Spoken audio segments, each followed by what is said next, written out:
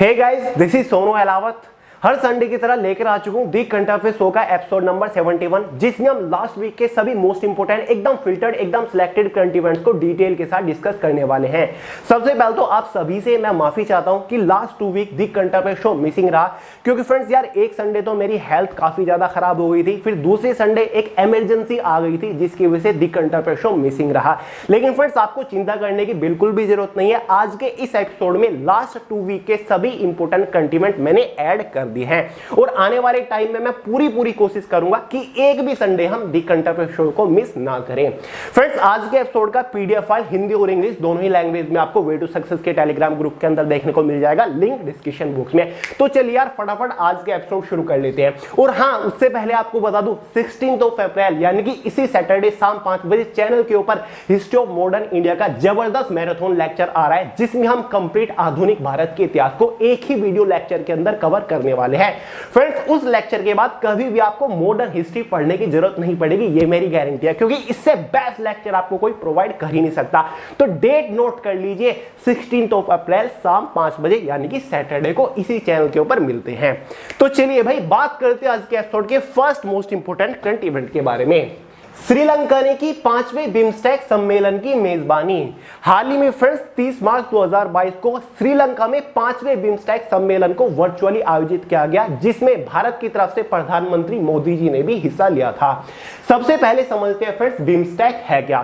Friends BIMSTEC का पूरा जो मतलब है इंग्लिश के अंदर वो मैंने यहां पर नोट डाउन करके रखा है, bay of Bengal initiative for multi sectoral technical and economic cooperation. यानी कि फ्रेंड्स ये एक 7 देशों का संगठन है, ये एक वार्षिक बैठक है जिसमें 7 देश मिलके हर साल चर्चा करते हैं बड़े बड़े मुद्दों के ऊपर।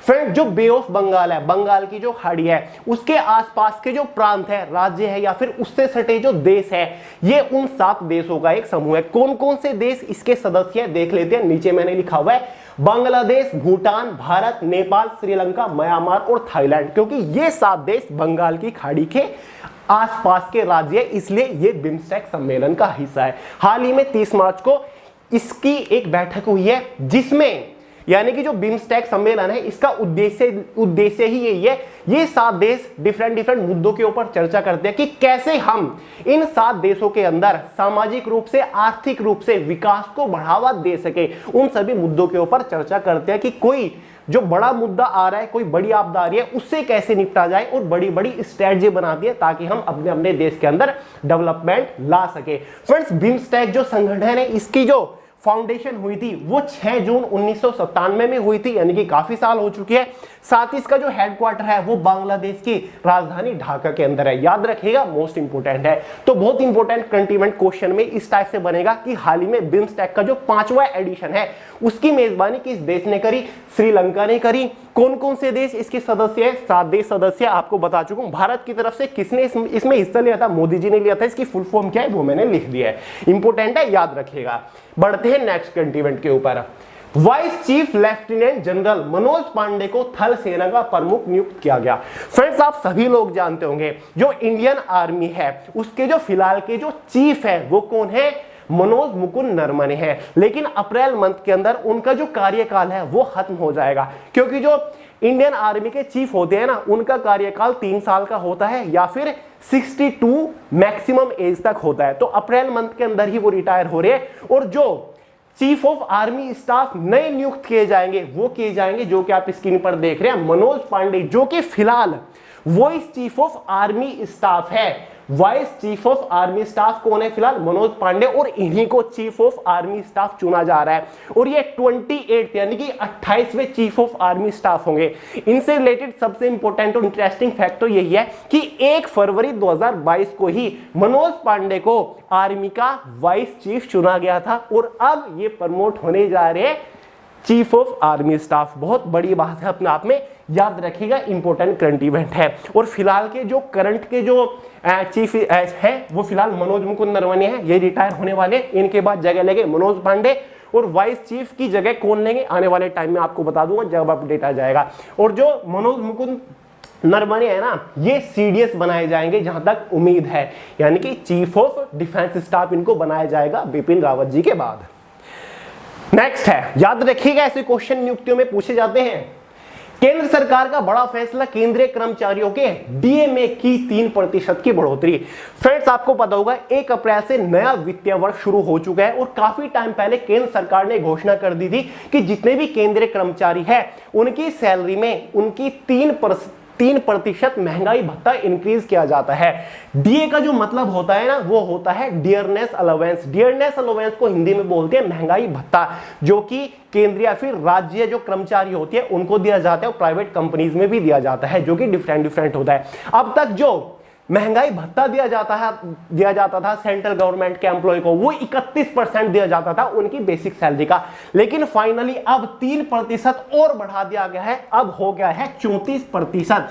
यानी कि अगर किसी केंद्रीय कर्मचारी की सैलरी, बेसिक सैलरी 20,000 है तो 20,000 का 34% और उसकी सैलरी में ऐड किया जाएगा महंगाई भत्ते के तौर पर। ठीक है, इस तरीके से कैलकुलेट करते हैं अलाउंस को जोड़ के सैलरी के अंदर। तो याद रखिएगा, ये केंद्रीय कर्मचारियों के लिए ही हुआ है। अब जो महंगाई भत्ता हो गया है ना, उनकी बेसिक सैलरी का 34% हो गया, क्योंकि 3% की बढ़ोतरी केंद्र सरकार ने कर दी है। नेक्स्ट है भाई, केंद्र सरकार ने की अग्निपथ योजना की शुरुआत। ये काफी इंटरेस्टिंग है फ्रेंड्स। जो अभी तक भारतीय सेनाओं का जो सिलेक्शन प्रोसीजर था, चाहे वो इंडियन आर्मी हो या फिर इंडियन नेवी हो या फिर इंडियन एयरफोर्स हो, उस सिलेक्शन प्रोसीजर में एक और चीज एडिशनल करी है केंद्र सरकार ने। यानी कि जो सिलेक्शन प्रक्रिया अभी तक होती थी, जिस तरीके से अपॉइंट किए जाते थे सैनिक भारतीय सेनाओं में, अब एक और सिलेक्शन प्रोसीजर उसमें ऐड किया जा रहा है, जिसको नाम दिया गया है अग्निपथ योजना। इस योजना के तहत क्या होगा, भारत के नौजवानों को भारतीय सेनाओं में 3 साल के लिए अपॉइंट किया जाएगा, जहां पर उनको प्रॉपर प्रशिक्षित मतलब की ट्रेनिंग वगैरह दी जाएगी और वो 3 साल तक भारतीय सेनाओं को सर्व करेंगे। उसके बाद उनको निजी company, corporate companies, private companies में नौकरी दिलाई जाएंगी। यानी कि केंद्र सरकार ने या फिर जो भारतीय सेनाएं हैं, उन्होंने भारत की जो बड़ी बड़ी कॉर्पोरेट कंपनीज हैं उनके साथ टाई अप कर लिया है, क्योंकि जो वो कॉर्पोरेट कंपनीज है वो चाहती हैं कि हमारे पास एक अनुशासित एम्प्लॉय हो जो अपने 100% दे के काम कर सके और हम उसको एक अच्छी सैलरी दे सके। और आप सभी को पता है जो भारतीय सेनाएं हैं वो सबसे ज्यादा पॉपुलर है अनुशासन के लिए। यानी कि अगर कोई भी सोल्जर आपने देखा होगा कितना जबरदस्त डिसिप्लिन उसके अंदर है। तो भाई अग्निपथ योजना के तहत 3 साल के लिए अपॉइंटमेंट की जाएगी। 3 साल के बाद ट्रेनिंग वगैरह उनको देके, डिसिप्लिन वगैरह उनको सिखा के कॉर्पोरेट कंपनीज में एक अच्छी नौकरी के ऊपर रखा जाएगा। जो ये अग्निपथ योजना के तहत सिलेक्शन लेंगे भारतीय सेना में, उनको बोला जाएगा अग्निवीर, उनको बोला जाएगा अग्निवीर। तो ये काफी इंटरेस्टिंग है। और जो अभी तक भारतीय सेनाओं के सिलेक्शन प्रोसीजर में जो एज लिमिट थी, उसमें भी काफी बड़ा बदलाव किया जा रहा है, तो ये भी एक अच्छी खबर है। तो याद रखिएगा अग्निपथ जो योजना है वो किस चीज से रिलेटेड है। नेक्स्ट है आईसीसी महिला क्रिकेट विश्व कप 2022 का खिताब इंग्लैंड को हराकर ऑस्ट्रेलिया महिला क्रिकेट टीम ने जीता। फ्रेंड्स, हाल ही में न्यूजीलैंड के अंदर 3 अप्रैल 2022 को आईसीसी वुमेन क्रिकेट का वर्ल्ड कप का फाइनल हुआ है, जिसमें ऑस्ट्रेलिया ने हरा दिया है इंग्लैंड को। जो प्लेयर ऑफ द टूर्नामेंट मिला है वो एलिसा हेली को मिला है। साथ ही 71 रनों से इंग्लैंड को हराया है ऑस्ट्रेलिया ने। और ये 12वां संस्करण था आईसीसी महिला क्रिकेट विश्व कप का, जो कि ऑस्ट्रेलिया की टीम ने जीत लिया। आपको पता है जो मेन वर्ल्ड कप था T20 का, वो भी हाल ही में किसने जीता था, ऑस्ट्रेलिया ने जीता था। और फाइनली वुमेन वर्ल्ड कप भी T20 का ऑस्ट्रेलिया ने जीत लिया है। तो याद रखिएगा 12वां एडिशन जो हुआ था आईसीसी 2021 वर्ल्ड कप है, ये 2021 में होना था, लेकिन कोविड-19 की वजह से नहीं हो पाया, जो कि अब 2022 में हुआ है। अप्रैल में इसका फाइनल हुआ था 3 अप्रैल को, और इसका जो खिताब जीता है वो ऑस्ट्रेलिया टीम ने जीता है। नेक्स्ट है सीडीएस बिपिन रावत को मरणोपरांत मिला पद्म विभूषण। आपको पता होगा 28 मार्च 2022 को दिल्ली के अंदर पद्म अवार्ड आयोजित किया गया, जिसमें सीडीएस बिपिन रावत के बारे में आप जानते होंगे, जो कि शहीद हुए थे 8 दिसंबर को, ठीक है, हेलीकॉप्टर क्रैश के अंदर। उनको मरणोपरांत पद्म विभूषण अवार्ड से नवाजा गया है, पद्म विभूषण अवार्ड से सम्मानित किया गया है। उनकी जगह उनकी जो 2 बेटी है, जिसमें से एक कृतिका है और एक तरणी है, इन दोनों ने इस अवार्ड को रिसीव किया है। पद्म विभूषण जो है इंडिया का दूसरा सर्वोच्च नागरिक पुरस्कार है। पहला भारत रत्न है, दूसरा पद्म विभूषण है, तीसरा पद्म भूषण है और चौथा पद्मश्री है। याद रखिएगा, कभी भी एग्जाम में पूछ लिया जाता है और भारत के राष्ट्रपति देते हैं इन अवार्ड्स को। नेक्स्ट है अवार्ड से रिलेटेड है, Olympic gold medalist Neeraj Chopra को पद्मश्री सम्मान से सम्मानित किया गया। याद रखिएगा, नीरज चोपड़ा को पद्मश्री अवार्ड दिया गया और साथ ही सोनू निगम को मिला पद्मश्री अवार्ड, राष्ट्रपति रामनाथ कोविंद ने दिया, सोनू निगम को भी पद्मश्री अवार्ड मिला। सत्य नडेला और सुंदर पिचाई, सत्य नडेला के बारे में जानते होंगे, माइक्रोसॉफ्ट के चेयरमैन हैं जो कि आप देख रहे हैं, सुंदर पिचाई गूगल के सीईओ है। इन दोनों को पद्म भूषण अवार्ड से नवाजा गया जो कि भारत का तीसरा सर्वोच्च नागरिक पुरस्कार है। इस बार टोटल 4 पद्म भूषण अवार्ड दिए गए, 17 पद्म भूषण दिए गए और 107 पद्मश्री अवार्ड दिए गए। पूरी लिस्ट मैंने वे टू सक्सेस के टेलीग्राम ग्रुप के अंदर डाल दिया, वहां से डाउनलोड करके देख लीजिएगा। ये जो 2, 3, 4 इंपोर्टेंट अवार्ड थे वो मैंने आपको बता दिया, एग्जाम के पॉइंट ऑफ व्यू से इंपोर्टेंट है, जरूर पूछे जाएंगे। बिपिन रावत जी वाला, नीरज चोपड़ा वाला, सोनू निगम वाला और सुंदर पिचाई और सत्य नडेला, क्योंकि पॉपुलर पर्सनैलिटीज हैं। नेक्स्ट है 24 मार्च को विश्व भर में विश्व टीबी दिवस मनाया गया। फ्रेंड्स 24 मार्च गया तो इसी दिन दुनिया भर के अंदर वर्ल्ड टीबी डे के रूप में मनाया गया। टीबी के बारे में आप जानते हो, एक गंभीर बीमारी है। टीबी की जो फुल फॉर्म होती है ट्यूबरकुलोसिस, एग्जाम में बहुत बार पूछा गया what is the full form of TB. TB की फुल फॉर्म है ट्यूबरकुलोसिस। तो भाई ये दिवस हर साल 24 मार्च को इसीलिए मनाया जाता है, लोगों के अंदर अवेयरनेस फैलाने के लिए, जागरूकता फैलाने के लिए कि टीबी एक गंभीर बीमारी है। इसके लक्षणों के प्रति लोगों के अंदर जागरूकता फैलाई जाती है कि टीबी के क्या क्या लक्षण होते हैं। अगर किसी के अंदर ऐसे लक्षण दिखाई दे रहे हैं तो प्रॉपर इसका इलाज लेना चाहिए टाइम पर, ताकि हम इस बीमारी से बच सके। और औरों को भी मोटिवेट करने के लिए ये दिवस मनाया जाता है। हर बार इस दिवस के एक अलग थीम होता है। इस बार इस दिवस का थीम था invest to end TB save life. Invest to end TB save life कई बार एग्जाम में थीम पूछ लिया जाता है और बहुत ज्यादा इंपॉर्टेंट है टीबी तो।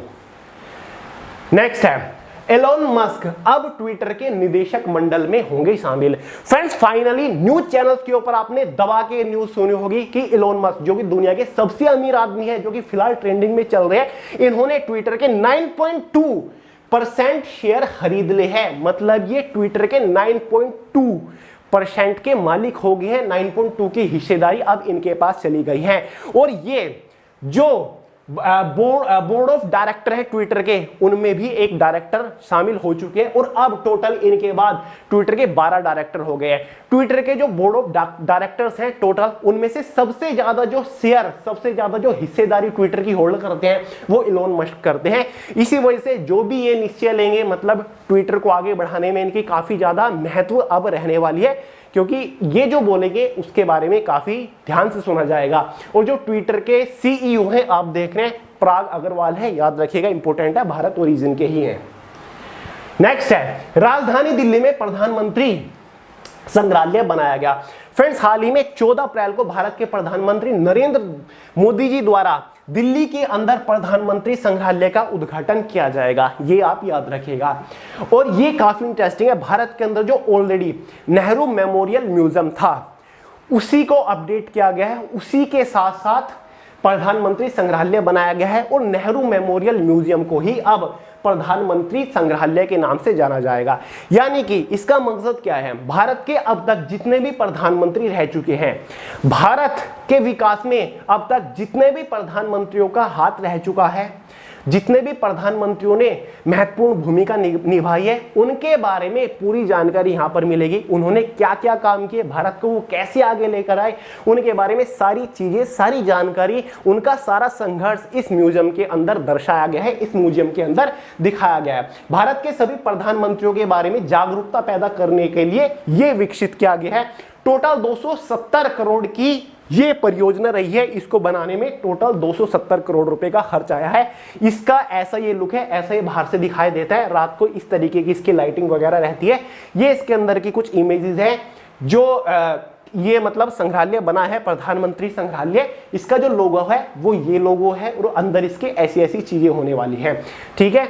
और जो फिलहाल नेहरू मेमोरियल म्यूजियम है वो इस तरीके का दिखाई देता था और इसको ब्लॉक 1 का नाम दे दिया गया है, मतलब ये वहीं पर है। उसी के साथ साथ प्रधानमंत्री संग्रहालय बनाया गया है, ये वहीं पर है। अगर जवाहरलाल नेहरू जी के जीवन से जुड़ी चीजें हमें देखनी है तो हम इसमें देख सकते हैं, इसको ब्लॉक 1 का नाम दिया गया है, नेहरू मेमोरियल म्यूजियम इसको कहा जाता है। अब पूरा जो लुक हो गया वो इस तरीके से हो गया, ये नेहरू मेमोरियल आप देख रहे हो, और ये पूरा जो कंपाउंड है ये प्रधानमंत्री संग्रहालय है जो कि दिल्ली के अंदर बनाया गया है।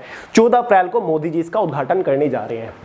महात्मा गांधी की ग्रैंड डॉटर सुमित्रा गांधी कुलकर्णी ने Modi story web portal launch किया।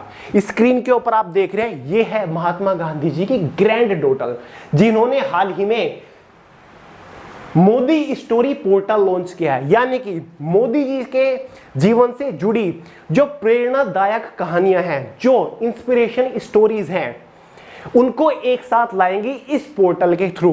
किन लोगों से? जो मोदी जी की लाइफ के साथ जुड़े हैं, मोदी जी के साथ रहकर उन्होंने उनकी लाइफ में एक्सप्लोर किया है, उन सभी लोगों से उनकी कहानियों को एक जगह लेकर आएगी, ताकि जो जनता है वो उनकी लाइफ की स्टोरी से प्रेरित हो सके, इंस्पायर हो सके।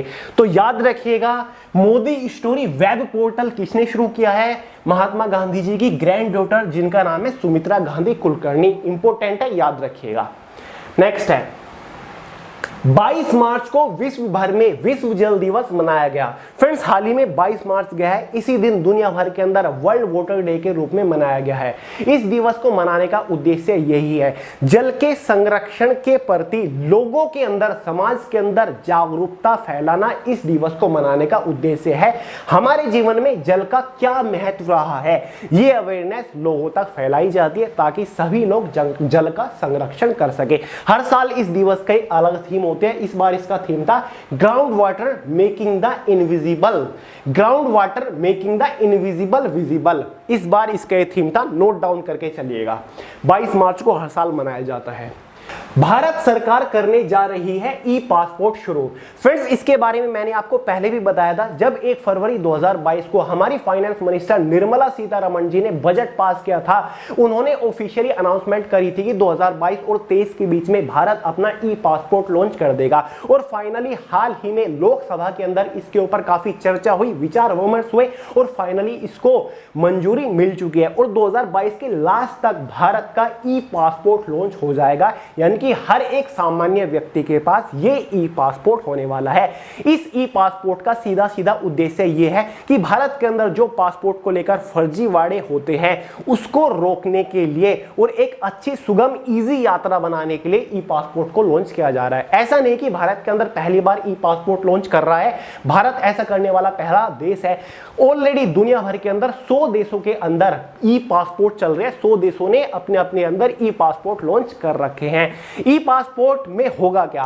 फ्रेंड्स, इसका जो लुक होगा वो आजकल जैसा पासपोर्ट होता है वही होने वाला है, कोई खास चेंजेस नहीं होंगे, बस उसमें एक अलग से चिप लगा दी जाएगी, जैसे कि सिम कार्ड के अंदर या फिर एटीएम कार्ड के अंदर होती है। ये जो चिप होगी इसको नाम दिया गया रेडियो फ्रीक्वेंसी आइडेंटिफिकेशन चिप। यानी कि इस चिप के अंदर जो पासपोर्ट होल्डर है उसकी सभी डिटेल्स होने वाली है। इस चिप को टैप करते ही सिस्टम के ऊपर उसके बारे में सभी ऑफिशियल जानकारी आ जाएंगे कि इंसान कौन है, क्या इसकी एज है, क्या इसका एड्रेस है, सब कुछ आ जाएंगे। और जो पासपोर्ट होगा साथ ही साथ वो आधार कार्ड के साथ लिंक होगा, यानी कि पूरी इंफॉर्मेशन एकदम पारदर्शिता रहेगी। पूरी ट्रांसपेरेंसी लाने के लिए इस ई पासपोर्ट को लॉन्च किया जा रहा है। तो याद रखिएगा, फाइनली 2022 और 2023 के अंदर ई पासपोर्ट लॉन्च हो रहा है भारत के अंदर। किसने इसकी अनाउंसमेंट करी थी? निर्मला सीतारमण जी ने, जो कि हमारी फाइनेंस मिनिस्टर है। नेक्स्ट है बांग्लादेश की राजधानी ढाका विश्व स्तर पर सबसे अधिक ध्वनि प्रदूषित शहर। फ्रेंड्स, हाल ही में एक रिपोर्ट जारी की गई है, उस रिपोर्ट का नाम है एनुअल फ्रंटियर रिपोर्ट 2022। हाल ही में एनुअल फ्रंटियर रिपोर्ट 2022 जारी की गई है, जिसके तहत दुनिया के अंदर डिफरेंट देशों के अंदर जो सबसे ज्यादा ध्वनि प्रदूषित शहर है उनकी एक लिस्ट जारी की गई है, उनको रैंकिंग दी गई है। इस लिस्ट में जो सबसे ज्यादा ध्वनि प्रदूषित शहर निकला है वो है ढाका, बांग्लादेश की राजधानी। यहाँ की जो शोर है, यहाँ की जो ध्वनि है वो लगभग 119 डीबी मतलब डेसिबल रिकॉर्ड की गई है, जो कि अपने आप में बहुत ही ज्यादा ध्वनि प्रदूषित है। दूसरा शहर उत्तर प्रदेश के यूपी का मतलब इंडिया के उत्तर प्रदेश से है मुरादाबाद, जहां पर 14 डीबी साउंड रिकॉर्ड की गई है। साथ ही पाकिस्तान का इस्लामाबाद है 105 डीबी रिकॉर्ड करी गई है। साथ ही बांग्लादेश का एक और राजशाही शहर है और साथ ही हो ची मिनी सिटी है वियतनाम की, जहां पर 103 डीबी। ये टॉप 5 सिटीज है वर्ल्ड की जहां पर सबसे ज्यादा ध्वनि प्रदूषण होता है। तो देख लीजिएगा एग्जाम में टॉप के बारे में सबसे ज्यादा पूछा जाएगा। नंबर 1 पर कौन आया है इस लिस्ट में, तो ढाका आई है बांग्लादेश की राजधानी। कितनी डेसिबल रिकॉर्ड की गई है, 119 डेसिबल। इस रिपोर्ट को क्या नाम दिया गया है, annual frontier report 2022। Andhra Pradesh के मुख्यमंत्री आईएस जगन मोहन रेड्डी ने राज्य में 13 नए जिलों का उद्घाटन किया। स्क्रीन के ऊपर आप जो देख रहे हैं यह है वाईएस जगन मोहन रेड्डी, जो कि आंध्र प्रदेश के फिलहाल के सीएम है। इन्होंने एक साथ राज्य के अंदर 13 नए डिस्ट्रिक्ट यानी कि नए जिले गठन करने की घोषणा कर दी है। अपने आप में बहुत बड़ी घोषणा है कि किसी राज्य के अंदर एक साथ 13 नई डिस्ट्रिक्ट नए जिले बनाए जा रहे हो, तो एग्जाम में जरूर पूछा जाएगा, इंपॉर्टेंट है। क्वेश्चन इस तरीके से बनेगा, हाल ही में किस राज्य के मुख्यमंत्री ने एक साथ 13 नए जिलों का उद्घाटन किया, तो सिंपल सा आंसर हो जाएगा आंध्र प्रदेश के मुख्यमंत्री, जिनका नाम है वाईएस जगन मोहन रेड्डी। स्क्रीन के ऊपर आप देख रहे हैं आंध्र प्रदेश के जो गवर्नर है, राज्यपाल है, उनका नाम मैंने नीचे लिख दिया है, विश्वभूषण हरिचंदन उनका नाम है। नोट कर लीजिएगा, एग्जाम में बहुत बार पूछा जाता है। नेक्स्ट है भाई, धोनी ने छोड़ी सीएसके, चेन्नई सुपर किंग की कप्तानी, रविंद्र जडेजा करेंगे टीम की अगुवाई। अब जो लोग क्रिकेट लवर है उनको तो इसके बारे में पता ही होगा, लेकिन जो लोग क्रिकेट को लेकर इतने इंटरेस्टेड नहीं है उनको इसके बारे में जानने की जरूरत है, क्योंकि एग्जाम में पूछा जाता है। तो भाई अब तक शुरू से लेकर अब तक चेन्नई सुपर किंग के कप्तान कौन थे, महेंद्र सिंह धोनी, लेकिन फाइनली धोनी ने कैप्टनसी छोड़ दी है और अब चेन्नई सुपर किंग के जो नए कैप्टन बन गए हैं वो बन गए हैं रविंद्र जडेजा। तो याद रखिएगा, इंपॉर्टेंट है। एक और आईपीएल से रिलेटेड है, दक्षिणी अफ्रीका के फाफा डुप्लेसिस को हाल ही में रॉयल चैलेंजर बेंगलोर, ठीक है, रॉयल चैलेंजर बेंगलोर मतलब कि आरसीबी की टीम का कप्तान बनाया गया। रॉयल चैलेंजर बेंगलुरु टीम के कौन थे कप्तान, अब तक विराट कोहली थे। विराट कोहली भी आजकल कैप्टनसी फटाफट छोड़ रहे हैं, पहले उन्होंने टी20 की छोड़ी, फिर टेस्ट की, वनडे की, फिर टेस्ट की, और अब आईपीएल से भी उन्होंने छोड़ दिया। और जो इस टीम के नए कैप्टन बन गए हैं वो दक्षिणी अफ्रीका के फाफ डुप्लेसिस, जो कि आप स्क्रीन पर देख रहे हैं, नए कैप्टन बन गए, याद रखिएगा। भारत सरकार ने हाल ही में 2025 तक देश में 220 नए हवाई अड्डों के निर्माण का लक्ष्य रखा। फ्रेंड्स, हाल ही में लोकसभा के अंदर ऑफिशियली अनाउंसमेंट करी गई है, ऑफिशियली घोषणा करी गई है कि 2025 तक भारत के अंदर 220 नए हवाई अड्डों का निर्माण पूरा कर लिया जाएगा। तो बहुत बड़ा अपडेट है, पूरे भारत के अंदर एक साथ 220 नए हवाई अड्डे, अपने आप में बहुत बड़ा लक्ष्य है, बहुत बड़ी बात है। एग्जाम में इसी टाइप के क्वेश्चन पूछे जाएंगे। हाल ही में भारत के अंदर 2025 तक कितने हवाई अड्डों के निर्माण करने की घोषणा हुई है, तो क्वांटिटी नोट कर लीजिएगा, 220। और मिनिस्ट्री ऑफ सिविल एविएशन के मिनिस्टर कौन है ये भी आपको पता होना चाहिए, मतलब उड्डयन मंत्री कौन है भारत के अंदर। स्क्रीन के ऊपर आप देख रहे हैं, इनका नाम है ज्योतिरादित्य सिंधिया। ये मिनिस्ट्री ऑफ सिविल एविएशन के मिनिस्टर हैं। नेक्स्ट है the saga of a brave heart, पुस्तक शकुंतला अजीत भंडारकर द्वारा लिखी गई। फ्रेंड, जम्मू कश्मीर के पुंछ जिले में एक जगह पड़ती है शुरनकोटा, वहां पर 30 अक्टूबर 1999 में आतंकवादियों के साथ मुठभेड़ हुई थी, जिनका नाम था lieutenant colonel Ajit V Bhandarkar. वो शहीद हो गए थे उस मुठभेड़ में, ठीक है। उन्हीं की जीवनी लिखी गई है, उन्हीं की आत्मकथा लिखी गई है, जो कि उनकी वाइफ ने लिखी है, जिनका नाम है शकुंतला अजीत भंडारकर। और जो एक किताब लिखी गई है इसका नाम है the saga of the brave heart. याद रखिएगा, ये किस इंसान की, किस सोल्जर की जीवनी है, उनका नाम था lieutenant colonel Ajit V Bhandarkar. 23 मार्च को शहीद दिवस मनाया जाता है। थोड़ा सा पुराना करंट इवेंट है, लेकिन मैंने आपको बताया था ना कि लास्ट वीक भी हम इसमें कवर कर रहे हैं। तो भाई 23 मार्च गए, इसी दिन भारत के अंदर मनाया जाता है शहीद दिवस। शहीद दिवस क्यों मनाया जाता है हर साल 23 मार्च को, आपको पता होगा, क्योंकि 23 मार्च 1931 को भारत के 3 फ्रीडम फाइटर्स को फांसी दी गई थी, जिसमें से भगत सिंह, राजगुरु, सुखदेव थे। इसीलिए हर साल 23 मार्च को भारत के अंदर शहीद दिवस के रूप में मनाया जाता है। कई बार एग्जाम में क्वेश्चन बना है। संस्कृति मंत्रालय द्वारा हाल ही में मंदिर 360, इंग्लिश में इसको बोलेंगे टेम्पल 360 वेबसाइट लॉन्च की गई। फ्रेंड्स, हाल ही में भारत का जो संस्कृति मंत्रालय है उसने एक पोर्टल लॉन्च किया, एक वेबसाइट लॉन्च की है। इसके बाद एप्लीकेशन भी लॉन्च होगी जिसका नाम है टेम्पल 360। इसमें क्या होगा, इसमें हम जो भारत के बड़े बड़े मंदिर स्थल है वहां का जो अनुष्ठान है उसको हम लाइव देख पाएंगे 360 एंगल से। मतलब वेबसाइट के ऊपर आप उस मंदिर को अच्छे से चारों ओर अंदर से बिल्कुल अच्छे से देख पाएंगे जैसे कि आप वहीं पर हो। मतलब वो एक लाइव एक्सपीरियंस आप इस पोर्टल के थ्रू कर पाओगे जो भारत के बड़े बड़े मंदिर स्थल है। तो याद रखिएगा, मंदिर 360 या फिर टेम्पल 360 पोर्टल लॉन्च किया गया, वेबसाइट लॉन्च की गई, किसके थ्रू? संस्कृति मंत्रालय द्वारा। नेक्स्ट है, भारतीय और फ्रांसीसी नौसेना के बीच हाल ही में वरुण नामक द्विपक्षीय नौसेना अभ्यास का 20वां संस्करण आयोजित किया गया। मैंने आपको कई बार बता रखा है, दो डिफरेंट देशों के बीच में अगर कोई एक्सरसाइज हो रही है तो वो एग्जाम में जरूर पूछा जाता है। उस एक्सरसाइज का नाम आपको पता होना चाहिए, वो एक्सरसाइज किस किस देश के बीच में हुई है, वो एक्सरसाइज कहां पर हुई है, वो एक्सरसाइज कौन कौन सी सेनाओं के बीच में हुई है, एग्जाम में जरूर पूछा जाता है। तो हाल ही में भारतीय और फ्रांसीसियों की नौसेनाओं के बीच में, देश का पता चल गया भारत और फ्रांस, उनकी जो नौसेना है मतलब नेवी है, उनके बीच में द्विपक्षीय ये एक अभ्यास हुआ है। अभ्यास का नाम क्या है? वरुण अभ्यास का है।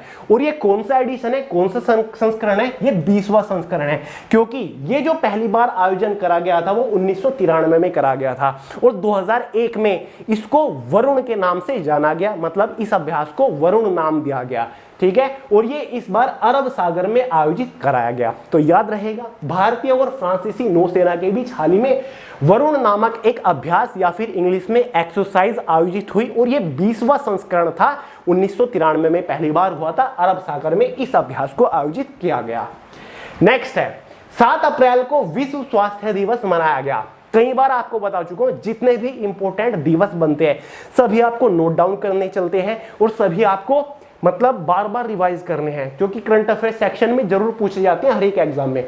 तो भाई 7 अप्रैल गया है अभी 3 दिन पहले, इसी दिन विश्व स्वास्थ्य दिवस यानी कि वर्ल्ड हेल्थ डे के रूप में मनाया गया है। यह दिवस मनाने का उद्देश्य लोगों के अंदर अवेयरनेस फैलानी है स्वास्थ्य के प्रति, कि स्वस्थ रहना कितना जरूरी है, स्वस्थ जीवन किस तरीके से हम जी सकते हैं। डेली योगा वगैरह करना चाहिए, डेली वॉकिंग पे जाना चाहिए जिससे हम स्वस्थ रह सके, अच्छे खाने का सेवन करना चाहिए, जंक फूड फास्ट फूड वगैरह हमें नहीं खाना चाहिए, टाइम पर खाना चाहिए, टाइम पर पीना चाहिए, टाइम पर सोना चाहिए, टाइम पर उठना चाहिए, ताकि हम एक स्वस्थ शरीर अपने पास रख सके। तो इसलिए लोगों के अंदर जागरूकता फैलाई जाती है हर 7 अप्रैल को वर्ल्ड हेल्थ डे के रूप में। इस दिवस का इस बार थीम था अवर प्लेनेट अवर हेल्थ। इस बार इस थीम था अवर प्लेनेट अवर हेल्थ, नोट करिए। नेक्स्ट है, नागरिक उड्डयन मंत्रालय द्वारा अंतरराष्ट्रीय हवाई संपर्क योजना शुरू की गई। फ्रेंड्स, हाल ही में मिनिस्ट्री ऑफ सिविल एविएशन के through international air connectivity scheme launch की गई है। फ्रेंड्स, इस स्कीम का उद्देश्य क्या है वो समझ लीजिए। फ्रेंड्स, भारत के कुछ राज्यों के कुछ चुनिंदा शहरों की अंतरराष्ट्रीय कनेक्टिविटी, अंतरराष्ट्रीय संपर्क को बढ़ावा देने के लिए इस स्कीम को लॉन्च किया गया है। यानी कि उन राज्यों के उन शहरों में इंटरनेशनल एयरपोर्ट का निर्माण किया जाएगा ताकि वहां पर जो अंतरराष्ट्रीय लिंक है, अंतरराष्ट्रीय कनेक्टिविटी है वो बढ़ सके, जिसकी वजह से इकोनॉमी भी बढ़ावा आएगा, टूरिज्म भी वहां का बढ़ेगा और भी काफी सारी चीजों में बेनिफिट मिलेगा। तो क्लियर हो गया। यानी कि इस योजना के तहत भारत के कुछ राज्य के कुछ शहरों को चुना गया है ताकि उनके साथ अंतरराष्ट्रीय संपर्क को बढ़ावा दिया जा सके। भूलिएगा मत इसको। नेक्स्ट है, और शायद आज का लास्ट करंट इवेंट है, श्रीलंका में आर्थिक संकट के बीच कैबिनेट के सभी 26 मंत्रियों ने एक बैठक में सामूहिक रूप से इस्तीफा दे दिया। फ्रेंड्स, अपने आप में बहुत बड़ी बात है कि किसी देश के एक साथ इतने सारे कैबिनेट मंत्रियों ने इस्तीफा दिया हो। तो याद रखेगा, इंपॉर्टेंट हो जाता है। और आप सभी लोगों को पता होगा श्रीलंका के अंदर फिलहाल इकोनॉमिक इमरजेंसी लागू है, बहुत बुरी त्रासदी आ चुकी है, अर्थव्यवस्था एकदम डगमगा चुकी है और ऊपर से सभी जो अलग अलग मंत्रालय के मंत्री थे उन्होंने इस्तीफा दे दिया, हाथ उठा दिया कि भाई हमारे बस की बात नहीं है। तो और भी बुरी हालत ऑब्वियसली आनी ही है श्रीलंका के अंदर, क्योंकि कुछ भी कंट्रोल नहीं आ रहा है और सब लोग सड़क पे आ चुकी हैं। जो राशन है, जो डीजल है या फिर तेल है, जिस भी तरीके का बहुत ज्यादा महंगा हो चुका है। आप लोग आजकल इंटरनेट के ऊपर रेट वगैरह देख रहे होंगे कि जो पेट्रोल है वो कहां पर पहुंच चुका है, शुगर है, चावल है, वो कहां पर पहुंच चुका है। देखिए लगभग 51 अरब डॉलर का कर्ज है श्रीलंका के ऊपर और ये सभी कुछ चाइना की वजह से हुआ है, क्योंकि चाइना इसको लगातार कर्ज देते जा रहा था और वो लेते जा रहा था। हालांकि ये कहा जाता है कि कुछ साल पहले भारत ने इसको चेतावनी भी दी थी कि ऐसा ना करें वरना डेफिनेटली ये सिचुएशन आएगी, और ये सिचुएशन आ चुकी है। श्रीलंका के अंदर फिलहाल जो पेट्रोल है वैसे तो है ही नहीं, लेकिन जो पेट्रोल के रेट पहुंच चुके हैं वो लगभग 250 रुपए लीटर हो चुके हैं। राइस जो चावल के वहां पर रेट है 500 रुपए किलो रेट हो रहा है। शुगर जो है वो 290 किलो के आसपास शुगर का रेट है। वहीं पर मिल्क पाउडर जो है वो केवल 400 ग्राम मिल्क पाउडर 790 रुपए का अवेलेबल है। देखिए 400 ग्राम मिल्क पाउडर 790 का, मतलब जिस चीज के जितनी ज्यादा डिमांड उस चीज के उतने ही ज्यादा रेट, क्योंकि पूर्ति नहीं हो रही है ही नहीं, और सरकार के पास पैसा इतना है नहीं कि वो सामान बाहर से इंपोर्ट करे।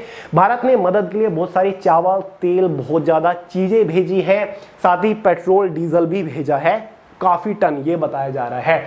और आपको बता दूं 2019 के बाद से जो श्रीलंका के प्रधानमंत्री हैं वो है महिंदा राजपक्षे। याद रखिएगा एग्जाम में पूछा जा सकता है महिंदा राजपक्षे, क्योंकि हमारे जो पड़ोसी देश है ना उनके बारे में अक्सर ऐसे क्वेश्चन जरूर बनते हैं।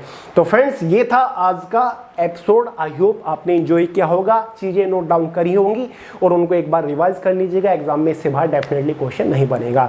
आज के एपिसोड का पीडीएफ फाइल हिंदी और इंग्लिश दोनों ही लैंग्वेज में आपको वे टू सक्सेस के टेलीग्राम ग्रुप के अंदर देखने को मिल जाएगा। इंस्टाग्राम के ऊपर फॉलो कर लीजिएगा, सोनू अहलावत के नाम से मिल जाऊंगा। चैनल को सब्सक्राइब करना मत भूलिएगा। और आज का ये लेक्चर, ये एपिसोड आपको पसंद आया और लाइक करेगा, दोस्तों ज्यादा से ज्यादा शेयर करेगा, चैनल को सब्सक्राइब करना मत भूलिएगा। मिलते हैं यार अगले वीडियो में बहुत जल्द, तब तक के लिए जय हिंद।